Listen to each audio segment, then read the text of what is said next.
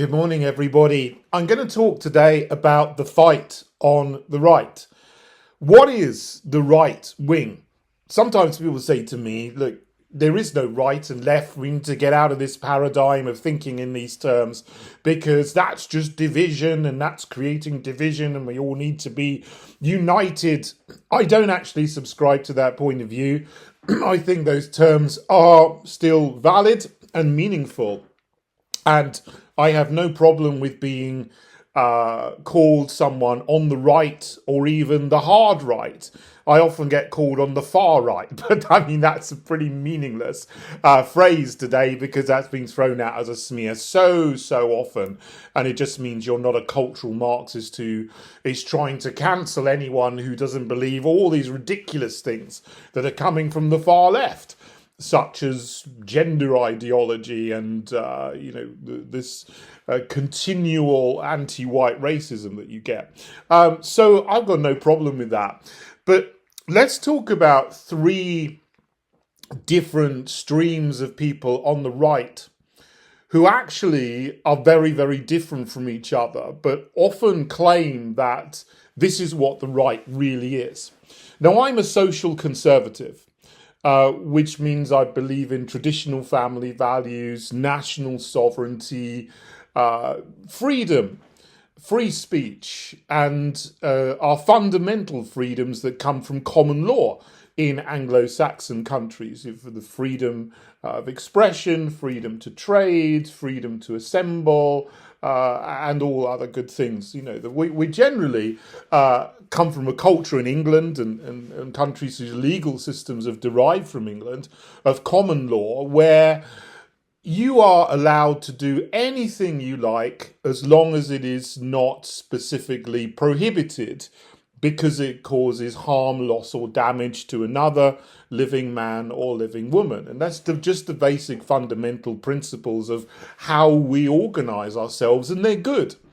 So I would uphold that in law. I would uphold the family. I would uphold the nation, and the right to own property and the right to trade within your country as long as you're not hurting anybody or deceiving anybody. So that's basically what I would say some of the fundamental principles of social conservatism. There are also two other streams which are in the right, which I'm not. So there's neoliberalism and neoconservatism, I guess. I don't consider them to be wholesome or maintaining any kind of conservative values whatsoever. Neoliberalism, let's look at that. That is that you can do anything you want, whatever it is. There should be free trade across the globe, not just across the country, let alone how much damage it might do to your own country, your own workers, your own industry. And now, I might annoy some people here, but I fought for Brexit to come out of the European Union for many years before the referendum in 2016 in the UK. And after that, you know, from the period up to when we got the so-called withdrawal agreement, which wasn't very good, you know, it is what it is. I'm still against it. And then the time since then. But many of the people who wanted Brexit didn't want it for social conservative reasons. Now, I wanted it from that aspect, from that point of view. The most important thing of coming out of the European Union was re-establishing and getting back our sovereignty so that we as a nation could make up the rules about our nation and no one would tell us what to do. We would not be beholden to any EU Commission, EU courts, EU regulatory bodies. We would be able to make up our own laws in this country to do what's best for us. But many of the people who supported Brexit were coming at it from a completely different angle, from the angle of neoliberalism. And what was important to them more than anything was international free trade. Now, I'm not against free trade internationally if it doesn't harm our own countries, businesses, institutions, and traditions. But there was a movie that was made called Brexit the Movie, and it was all about saying we need to come out of the EU because if we don't maybe want to buy Swedish steel and Italian leather, we can get them more cheaply from China because they can produce it at a mass rate and dump it on the market and give us a cheaper price. We can get clothes from Bangladesh which are made cheaply. Never mind that they're made with slave labour. They can compete, and anyone in the EU or even in the UK who can't compete with Chinese steel manufacturers, Bangladeshi slave labour clothes manufacturers, well, they needed to go bust because they couldn't compete. And that's all that mattered. And that is neoliberalism. It knows the price of everything, but the value of nothing. Now, I do not support total open free trade with countries that use slave labor or treat animals really, really badly. I mean, China in their supply chain, there are horrendous abuses of animals and animal testing. And there were moves, within European countries, within the UK, to stop trading in products which treated animals badly, which treated human beings badly, but they've largely been put aside because the neoliberals, for now, have won that argument and say, well, we want free trade, whatever. Doesn't matter how badly people treat humans, animals, whatever they do to the environment. And I do really care about the environment. What happens to trees? What happens to water? What happens to the air? Not this nonsense of climate alarmism, which is just about carbon dioxide, which isn't harmful. But we really need to make sure that when we are doing industry, when we are trading with people, that we don't trade with companies and institutions and even nations that pollute the water and the air and the soil. I mean, that's real care for the planet, which you don't get from the fake climate alarmists. Now, neoliberals, they tend to be socially liberal as well. So they wouldn't have any position or any care for things which I would say are fundamental to social conservatism. And I ask all my candidates in the Heritage Party, I say I used to ask them 3 questions. Now it's 4 because there's a 4th thing that's clearly become a very, very important issue because of what's happening politically in the UK. And those socially conservative principles to do with society are that you would agree that there are 2 sexes, there are not 100 genders. There is no such thing as gender that's different to sex. That's all made up. Marriage is a man and a woman, and the primary purpose of marriage on the back of that is to have children, to bring up children, so that children are brought up with their own mother and father wherever possible, because they have better outcomes in that situation. The 3rd thing is that we're anti-abortion, we're pro-life. Abortion is wrong. It shouldn't be done because life begins at conception and unborn children have the right to life. And also we would be against euthanasia, which is the 4th thing that's now become very important in the UK because with the new Parliament, stacks full of left-wing Labour MPs and Lib Dems and Greens and so on, they are pushing for euthanasia and disappointingly reform, which is touted as, the great hope on the right. The majority of Reform MPs voted for euthanasia. So they're not socially conservatives, they're neoliberals, or they call themselves classic liberals in their constitution. But, classic liberal, neoliberal, libertarian, there's all like shades of difference. We'd agree on some things, but not on this, clearly on these very important social issues, which are to do with maintaining our society and affirming Christian values and principles which we've held for over 1,000 years, which make our society work well, They don't care a jot for those things. So they're neoliberals, they're not social conservatives. The third group of people that claim to represent the right but are even worse than neoliberals are the neocons. The neocons are working to two plans. The first is the Project for a New American Century, published in 1997. That was a think tank. And the people who set up this think tank were Bill Kristol and Robert Kagan, a couple of Jewish people, joined by George W. Bush, Dick Cheney, Donald Rumsfeld, Paul Wolfowitz, and many others, who advocated back in 1997 and onwards that America needed to maintain its hegemony as the single superpower in the world. And if any country was opposed to that, there should be regime change in that country. And the first country they went to try and effect regime change was Iraq, for some reason. Not that Iraq was any threat to the United States of America. Everything we heard in the first few years of the 21st century about Saddam Hussein having weapons of mass destruction, etc., is all proven to have been an absolute lie now.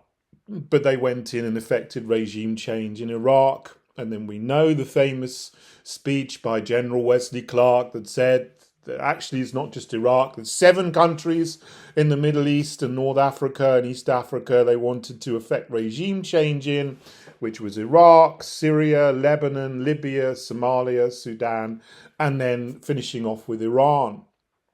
They've worked their way through 6 of those countries now, and the people who are neocons are desperate to get to war with Iran as well. The other plan that they're working towards, which is complementary to the Project for a New American Century, comes out of Israel. It's called the Oded Yinon Plan from 1982. And that again was a plan to set up a greater Israel where Israel would either rule or control, divide and control the countries around it, particularly those ones which I've just mentioned, that General Wesley Clark mentioned as well. Iraq, obviously, Syria, Lebanon, you can see the chaos in those countries, and Libya as well. And they're working towards getting to war with Iran. Those are the neocons, and they're tied in with the American military-industrial complex. They want permanent war, and it's said the Middle East seems to be the target for absolute chaos being created by the USA and Israel and some European countries, to some extent working in the mix, NATO countries. The whole situation in Ukraine is part of that. People wanted regime change in Ukraine. They got it in 2014. They wanted regime change in Belarus. They didn't get that. They tried for a color revolution in Belarus in 2019, 2020. It didn't happen. Lukashenko's still there. But ultimately, they want regime change in Russia.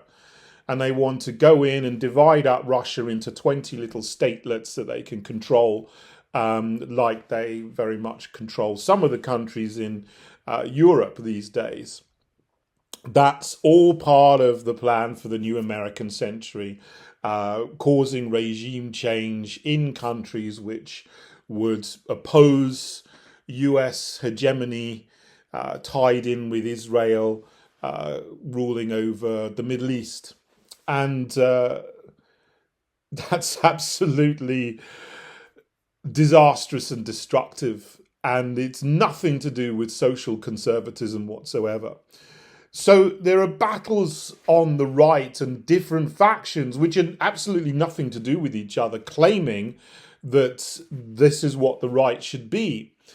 And as we're now entering a time when the left is now being proven everywhere to be completely morally bankrupt. Even normies who vote for centre-right, centre-left parties, they're all the same basically these days. But even normies are waking up and going, well, that's just, disgusting and appalling. I want nothing to do with it.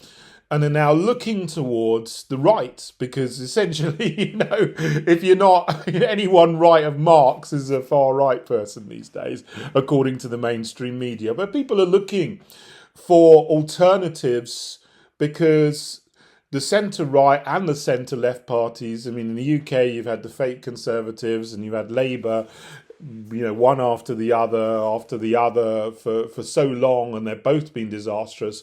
People are looking for alternatives. And we need to be careful that we don't settle for neocons who are going to continue stoking up war in the Middle East. And along with that, bringing in anti-free speech legislation that prevents you from expressing an opinion about what's going on in Israel, Palestine, or the Second World War, or anything to do with that. That there must only be a single opinion, which is that there must be continuing war until we get to war with Iran. Mustn't have that. We've also got to be careful that we don't plump for neoliberals who don't really care about the nations that they say they care about, because they will be against protecting our nation from mass immigration, from the vagaries of untrammeled, uncontrolled international trade. There needs to be some controls and restrictions on international trade so that we protect our own industries, our own companies, our own jobs, our own workers, our own environment, and make sure that we are working to make our nation thrive rather than leaving open the door for many homegrown companies and businesses to be destroyed because we're allowing cheap goods to flood in which don't have the same standards of care for workers, care for animals, care for the environment as we have in this country. But neoliberals don't care about anything about that. I mean, they will sign this CPTTIP thing that's going through in the Pacific these days. A massive trade deal with Pacific countries that is called Comprehensive and Progressive Trade Deal, but it signs us up to all kinds of things that we just simply don't have a say in the same way as we would do if we had bilateral trade agreements, just as a trade agreement between the UK and Chile, the UK and Australia, the UK and Peru, separate trade agreements which would protect our industries, and from their point of view, those countries protect their industries as well, while maximising good trade, but making sure that our workers, our environment is not harmed. That's what we need to do. So we need to be very careful on the right that we do not settle for neocons and neoliberals, but we do truly elevate parties that are truly socially conservative, that will stand for traditional family values, full national sovereignty, maintaining our heritage and our culture and our way of life, and looking after our own small and medium-sized businesses, which are the backbone of our nation and our nation's economy going forward. I've set up the Heritage Party to do that. I say this almost every video. Please do look at our manifesto and read it, and you'll see what we mean by social conservatism and why it's the right thing for our country. heritageparty.org. You can have a look at it. Please do join us, stand for us as a candidate, and vote for us as well in the elections coming up this year. Thanks for listening, everybody. God bless you all.